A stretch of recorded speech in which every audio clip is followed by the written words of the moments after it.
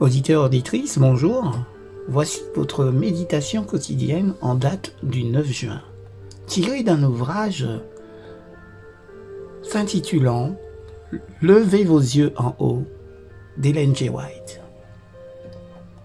L'ordonnance du divin médecin.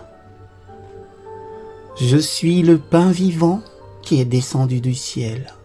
Si quelqu'un mange de ce pain, il vivra éternellement. Et le pain que je donnerai, c'est ma chair que je donnerai pour la vie du monde. Jean chapitre 6, verset 51. Pour la santé et la vitalité de l'âme, le divin médecin a prescrit la communion avec lui-même. Nous devons nous asseoir à ses pieds et apprendre de lui comment devenir doux et humble de cœur. La santé spirituelle dépend de la nourriture donnée à l'esprit et de l'air qu'il respire.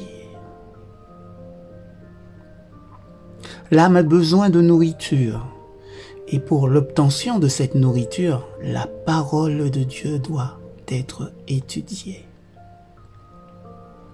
L'inhalation d'un air pur est essentielle à la guérison de la maladie.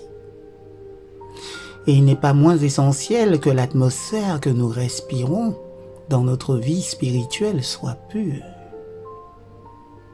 Ceci est indispensable à une croissance salutaire dans la grâce.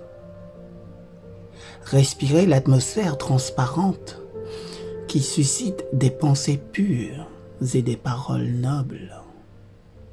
Choisissez la société des chrétiens. Le chrétien ne jouira pas de la santé spirituelle à moins qu'il ne surveille ses fréquentations. Chaque chrétien, véritablement chrétien, doit grandir. Il doit constamment croître en sagesse et en connaissance. Jour après jour, il doit se rapprocher de la stature parfaite d'un homme en Christ Jésus. Afin de suivre le Maître, il doit grandir. Il doit apprécier de plus en plus profondément l'amour de Dieu et obtenir une connaissance plus précise de sa volonté. Si sa lumière ne brille pas avec un éclat de plus en plus vif, sa foi s'affaiblit, son amour diminue. Et à moins qu'il ne perçoive et ne reconnaisse le danger qu'il court, il fait à la cause de Dieu plus de mal qu'un homme franchement incroyant. La piété quitte le temple de son âme. Il se détourne à la légère des devoirs et des responsabilités. Par lui, le Fils de Dieu est de nouveau crucifié et humilié ouvertement.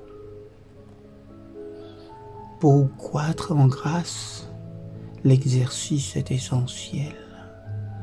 Lorsqu'on fait faire aux malades spirituels des exercices spirituels, une transformation du caractère prend place.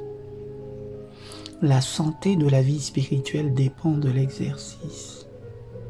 Mais la spiritualité ne peut s'épanouir tant que le cœur est rempli des ulcères purulents de l'égoïsme. L'âme doit être lavée, raffinée, purifiée par la grâce de Dieu. L'artère de communication entre la terre et le ciel doit être gardée libre de toute obstruction afin que l'âme puisse recevoir du Christ une réserve d'eau vive. Et chaque muscle, chaque nerf spirituel doit être utilisé. Dieu nous a donné de nombreuses occasions de travailler pour lui. Si nous ne profitons pas de ces occasions, nous ne pouvons pas être des chrétiens qui croissent. Lorsque nous aurons le Christ en nous, l'espérance de la gloire, un changement marqué sera constaté dans l'expérience religieuse de ceux qui se déclarent chrétiens. Puisse-t-il en être ainsi dans la vie de tout un chacun et de toute chacune. Que Dieu vous garde. Amen.